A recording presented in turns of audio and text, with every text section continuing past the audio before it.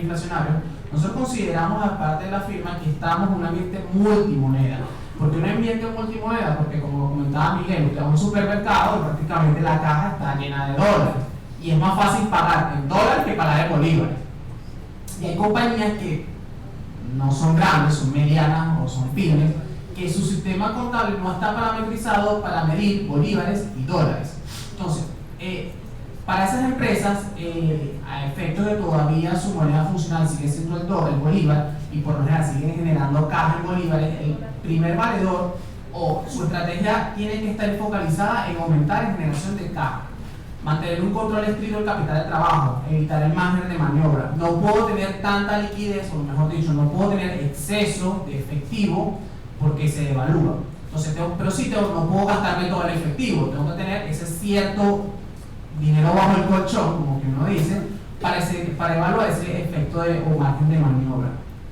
Debemos contemplar un flujo de caja en dólares y un flujo de caja en bolívares. Es importante, en función de las empresas, medir cómo vienen derivados esos ingresos o la generación de caja en dólares, en bolívares, y cómo adicionalmente pago a mis proveedores. También tengo que tener contemplado ese dinero en dólares y en bolívares. Y aunque nos han pasado muy jocosamente, porque nuestros honorarios prácticamente están en dólares, pero adicionalmente tenemos nosotros como firma una nómina en bolívares. Y uno va a un cliente, y anteriormente era un tabú que el cliente pagara en dólares, no sé si recuerdan, y preferían pagarnos en bolívares a todos nosotros y ellos mantenerse en los dólares. Ahorita pasa todo lo contrario. Hay clientes que nos dicen, no, yo prefiero pagarte en dólares porque los bolívares son para mis consumidores internos, para mis trabajadores. Entonces, no decimos, bueno, pero págame también en bolívares, porque también tenemos un costo de mano de obra internamente en la firma en bolívares. Pero en ese ambiente en el que nos estamos moviendo, en ese entorno multimoneda, tenemos que tener una gestión apalancada en la tecnología. ¿Qué quiere decir tecnología? Bueno, tenemos que tener un ERP, un sistema contable que me permita manobrar en dólares y en bolívares. Ese sistema contable, quizás muchas pymes no son grandes creo que no hay muchos ERP o muchos sistemas contables que nos permitan medirlo, pero sí tenemos que tener quizás un Excel, quizás una preparación externa para medir ese impacto. Y mantener como tal, medir los indicadores de gestión. ¿Qué estamos buscando con esto? Evitar la insolvencia, evitar los tener ingresos efectivos, inversiones y financiamiento. Como les comenté, lo que buscamos en esto es evitar la solvencia, y como nosotros decimos, las empresas ganadoras en hiperinflación serán aquellas que logren mantener un flujo de caja positivo. Cuando vemos el punto de vista de la competitividad de las empresas venezolanas, el enfoque del contador público, tenemos que hacer un análisis de la información financiera. Y como contador público tenemos que evaluar los análisis internos y externos, obviamente eso es su detalle. ¿Cuáles son esos análisis externos que nosotros tenemos que hacer para esas compañías? Bueno, tenemos que evaluar la moneda funcional de la compañía. Es importante que nosotros vayamos a nuestros clientes, sea grande, sea pequeña, y le preguntemos y evaluemos su moneda funcional. ¿Por qué? Porque quizás esa compañía está generando dólares o tiene unos factores híbridos, como decimos nosotros, o unos factores mixtos. Bueno, muy posiblemente ya esa compañía no debería ajustar por inflación, sino medirse de acuerdo a otra norma contable que es la NIC 21. Pero es importante hacer el análisis de moneda funcional. Evaluar el efecto del ajuste por inflación. El BCB publicó inflación hasta el mes de abril. Corrígeme si estoy equivocado. Pero ¿qué pasa si ya no hay inflación? O en teoría no está publicada. Entonces tengo una no data, no oficial, de abril a mes de septiembre. Bueno, ¿qué hago con eso? Bueno, está bien, puedo utilizar lo que publica la federación a través de los boletines. Bueno, pero ¿qué pasa si yo no quiero utilizar la federación? Yo quiero irme con un experto. Y quizás ese experto está menor a lo que publica la federación. Entonces, eso también tenemos que evaluar en ese análisis interno, y muy importante, manejar el flujo de caja. Es importante que las compañías manejen el flujo de caja como un estado financiero. Obviamente no es un estado financiero que viene preparado por nosotros, no comprende o no es un juego, un set, un paquete de estado financiero, pero es importante que recordemos que le digamos al cliente, evalúa tu flujo de caja. Hasta nosotros mismos tenemos que tener nuestro flujo de caja. Y los análisis internos, ¿cuáles serían? Bueno, hay que manejar el tema de la rentabilidad. Mi producto tiene que ser rentable, lo que comentaba Miguel. Tengo que tener ese margen o evaluar el margen de contribución. Eso se veía en los costos de producción y venta unitario. ¿Cuánto es el margen por cada SKU? ¿O cuánto contribuye rentabilidad de la empresa. El endeudamiento, quizás usted diga, bueno, es importante que yo le hable a mi cliente sobre el endeudamiento. Sí, más allá que no hay tema de financiamiento por la banca, el tema es que nosotros como venezolanos, y lo digo, y lo tuvimos en una charla hace poquito, crecimos en que el endeudamiento siempre tenía que venir bancario. Y si no hay banca, bueno, no hay endeudamiento. Pues no. En la mayoría de países primermundistas, el financiamiento de las empresas viene por mercados de capitales. Quiere decir por mercado de capitales, por mercado de valores, por endeudamiento, por emisión de papeles comerciales, de obligaciones quirografales. Eso se está viendo ahorita. Ahorita, por ejemplo, la banca sí está prestando, pero la banca te presta una tasa efectiva casi del 50%. Cuando, si usted emite deuda, si un cliente que quiere cotizar, el rendimiento de ese papel comercial está por debajo de un 40, un 30%. Entonces, es más rentable para la empresa emitir deuda y pagar un 30 que ir a la banca y que me cobre 60. Entonces, el endeudamiento viene también por el tema de mercados de capital, donde en países primermundistas el 80% del financiamiento de las empresas viene por mercados de capital. Y nosotros, por ejemplo, como firma, estamos incentivando mucho ese mercado porque está activo. Aunque no se ve, está muy activo, y lo que antes no se emitía o no se veía a grandes luces, ahorita sí se está moviendo. Evaluar la gestión operativa y el tema de liquidez. A ver, entonces, gestionar un entorno multimoneda. ¿Cuáles son esos? Cuando las compañías preparan información financiera, ¿cuáles son esos to-do o esas cosas que tienen que tener en cuenta? Bueno, uno, evaluar la información financiera. Tenemos que quitarnos quizás el librito clásico del contador público de irnos muy a la norma. Bueno, si no está en la norma, no puedes hacerlo. No, sí hay que hacerlo. Quizás extra contable, pero hay que hacerlo. ¿Cuáles son esos conceptos no contables o no?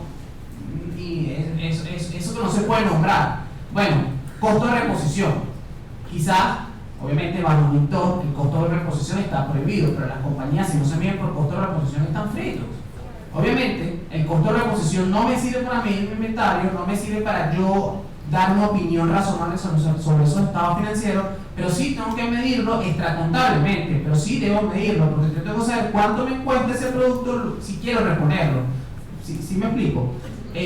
Evaluar el costo de oportunidad.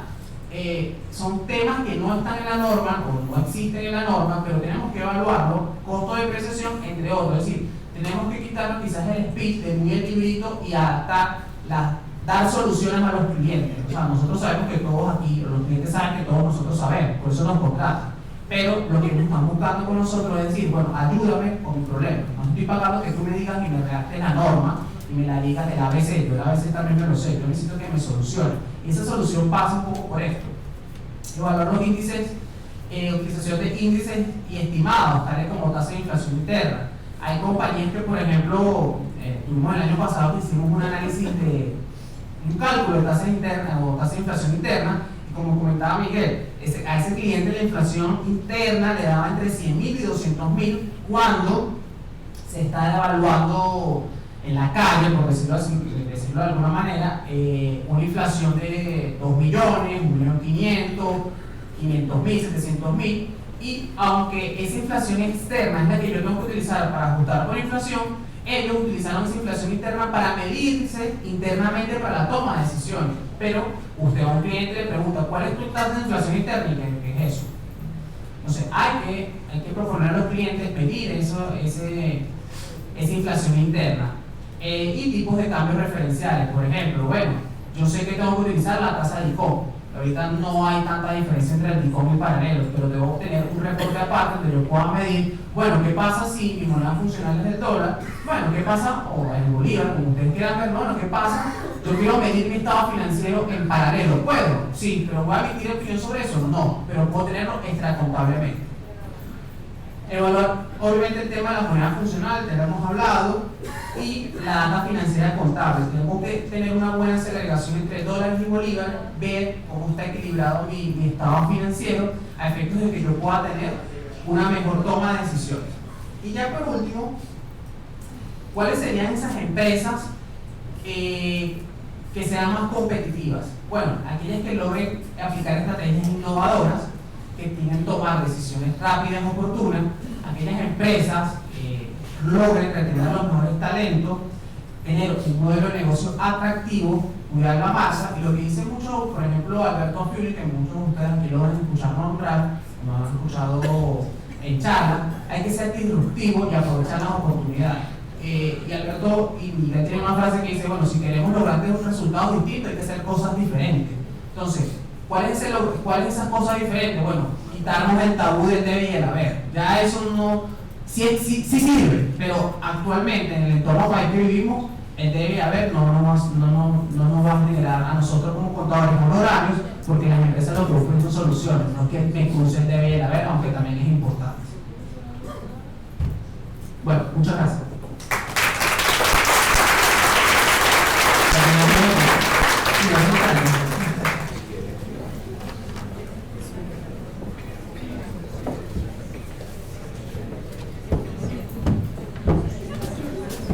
Bueno, muchísimas gracias a nuestros excelentes facilitadores. Esto fue para iniciar la mañana, ¿sí? Vamos a iniciar el ciclo de preguntas. Les vamos a pedir encarecidamente que las preguntas sean muy puntuales, que es importante hacerles referencia de que posterior a esta actividad técnica, el Colegio de Contadores Públicos del Distrito Capital tiene otra actividad, entonces tenemos que ser lo más preciso posible para que los tiempos realmente los podamos cumplir, a pesar del temita de que tuvimos esta mañana un espacio para permitir que puedan llegar algunos otros colegas que no hayan llegado. Entonces, encarecidamente les pedimos que cuando vayan a formular una pregunta, sea bien puntual, hagan su identificación, su nombre, su apellido y su CPC, y como lo acaba de llegar, cuando las cosas son ciertas, pasan así. Con la presentación que nos enseñó ayer el profesor Emilio, al final hay que decir solvente. Entonces, por favor, si hay alguna persona que tenga una pregunta para los facilitadores, con la señal de costumbre. Ok, entonces, por favor, Lino, adelante. Está abierto el micrófono.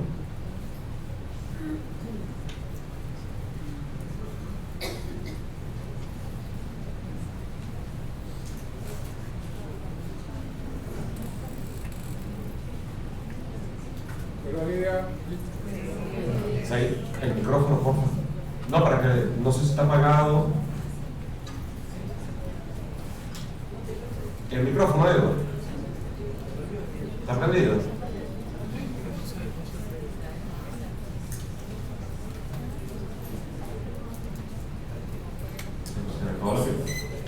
Bueno, licenciado, si usted es tan amable, pudiera decir su pregunta en voz alta para que solucionemos el temita.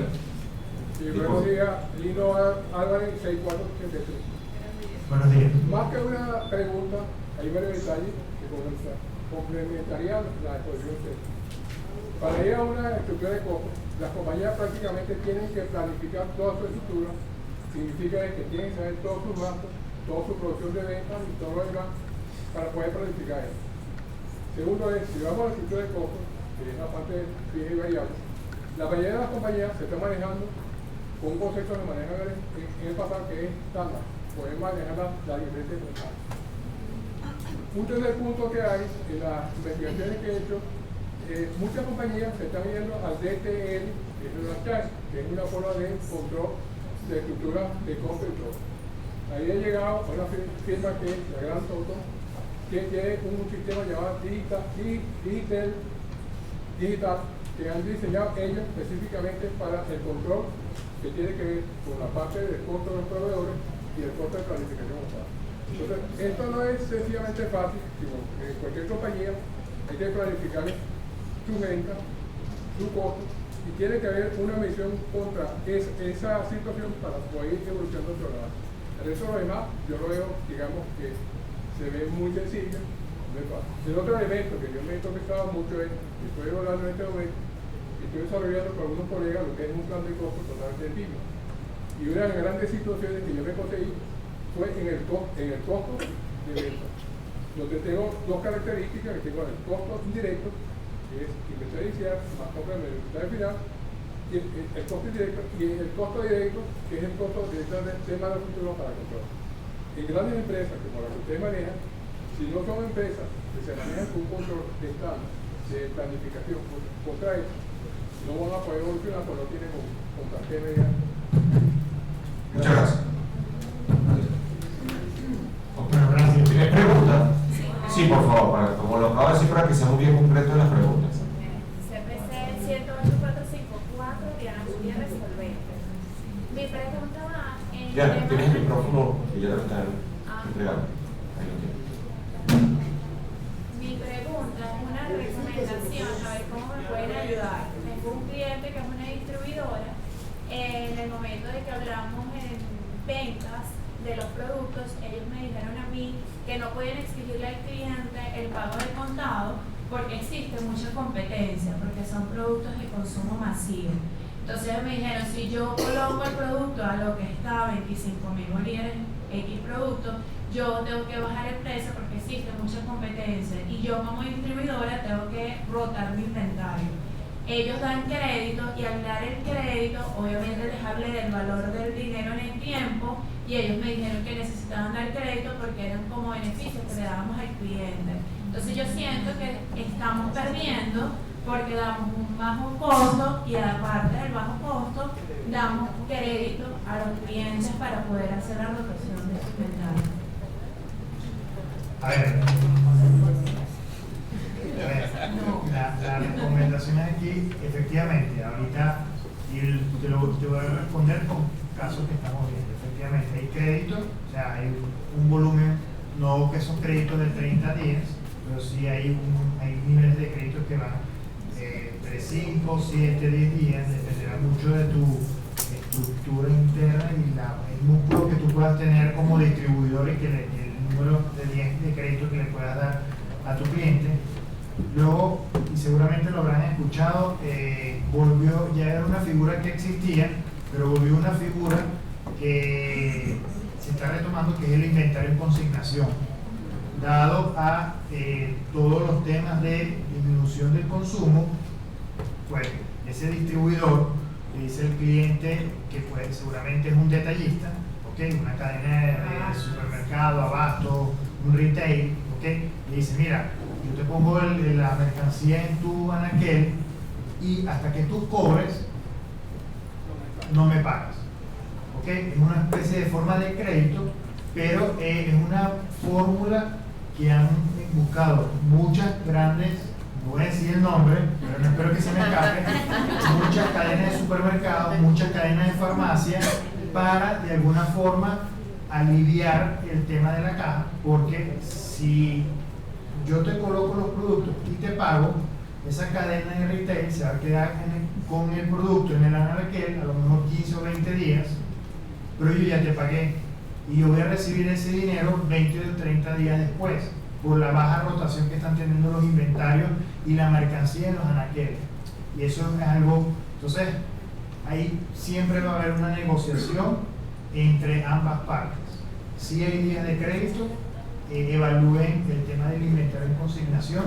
Lo que pasa es que hay que tener mucho cuidado con esa figura, porque a nosotros nos han llegado, esas cadenas, muchos de ellos son clientes nuestros, y nos han dicho, mira, ya encontramos la solución para poderle pagar al fabricante y tener los productos en el anaquel esperando que se venda. Ya lo encontramos, y es inventario en consignación. Y así dice, tú lees el contrato y dice inventario en consignación, en letras bien grandes. Pero cuando lees el contrato, la sustancia del contrato indica que no es un inventario en consignación, que puede ser hasta una venta a plazo. Y un inventario en consignación también significa, si que es un inventario en consignación, que el modelo de negocio cambia, el del cliente. Porque en vez de comprar productos y vender, lo único que estoy haciendo es un servicio de colocación y almacén de anaquel, y por eso cobro un fee.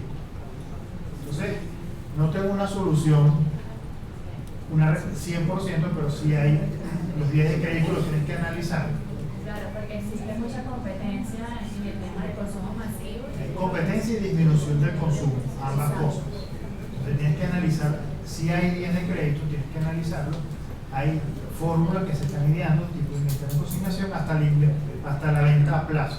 Es decir, miren, yo te vendo y me vas pagando por parte o en porciones.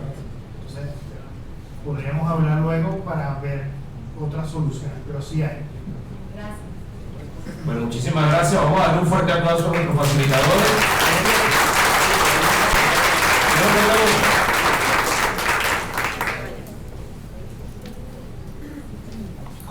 preguntas, cerramos el ciclo de preguntas.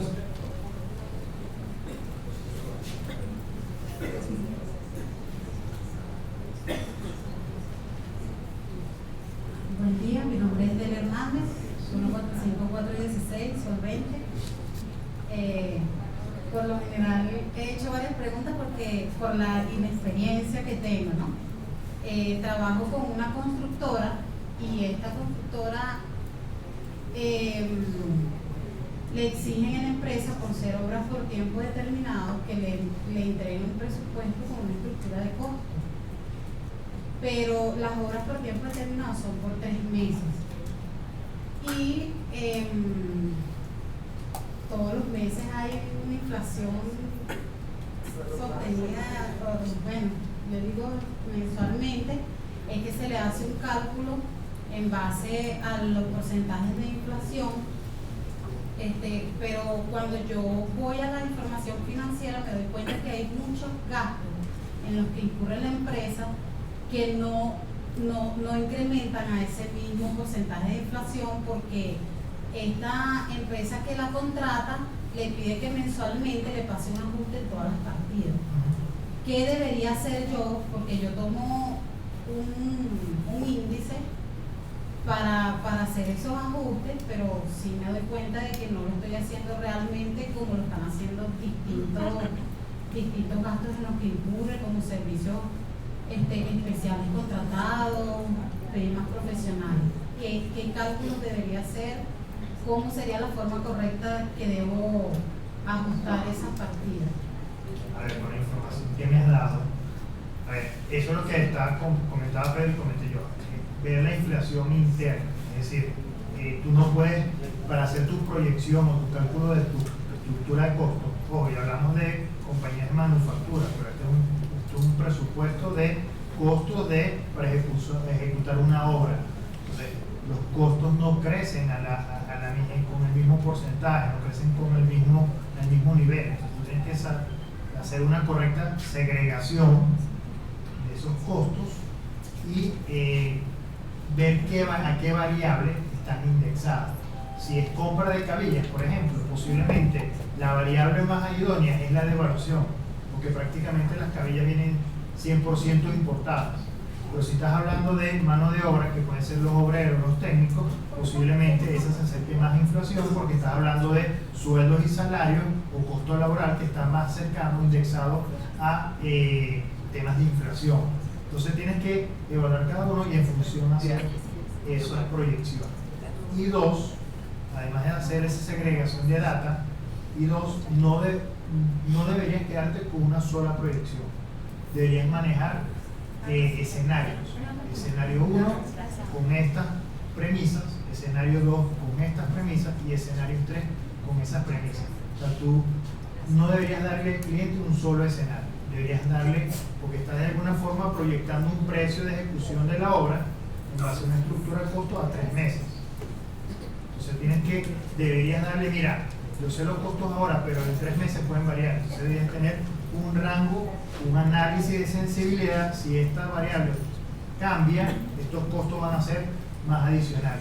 Y en función de eso, montar escenarios y ser tan transparente y mostrárselos a tu cliente. Decir, mira, estos son los 3 escenarios que puede haber al culminar la obra dentro de 3 meses. Así hacemos una auditoría. Una auditoría determinada en Bolívar, una auditoría de un cliente grande tarda 8 meses en hacerse, entre 6 y 8 meses.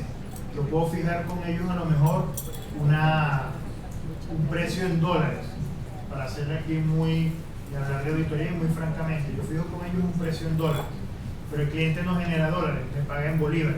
Entonces, si yo le digo, págame esta cantidad de dólares y me vas pagando en cuotas, cuando hago la planificación, cuando hago la visita interina y cuando hago la visita final, me vas a pagar en bolívares esos dólares, la porción de esos dólares, la tasa de cambio del momento.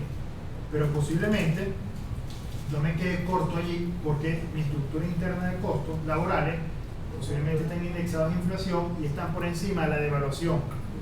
Y mis ingresos van a entrar en bolívares por devaluación, pero va a venir un gerente, un senior, un asistente y me va a decir, dame más sueldo que la devaluación. Y eso es lo que estamos viendo en muchos casos. Entonces yo tengo que ya plantearle al cliente, decir, bueno, posiblemente yo te cobre por devaluación dólares y cobrados en su equivalente en bolívares, pero a lo mejor va a tener que incluir alguna otra variable más en el análisis. Le voy a decir, mira, si la desviación de la devaluación, inflación, es tanto, posiblemente yo tenga que cobrarte algo más. O hacer una tasa de cambio sintética, es decir, que no es DICOM, no es paralelo, pero puede ser una tasa de cambio alternativa que además tenga un porcentaje de inflación. Y eso lo estamos haciendo nosotros. Y lo están haciendo todas esas compañías que de alguna forma tienen contratos a 3 meses, a 6 meses, a 8 meses, porque las variables son muy volátiles. ¿Ok? Les di un caso de auditoría porque es lo que más podemos manejar todos. Chévere, muchísimas gracias. Bueno, ha sido Omar para despedir a los facilitadores. Un fuerte aplauso. Nuevamente, Miguel Pedro, altamente agradecido a los colegios contables públicos de Distrito Capital y del Estado Miranda por su excelente participación y su disposición a siempre colaborar con nosotros.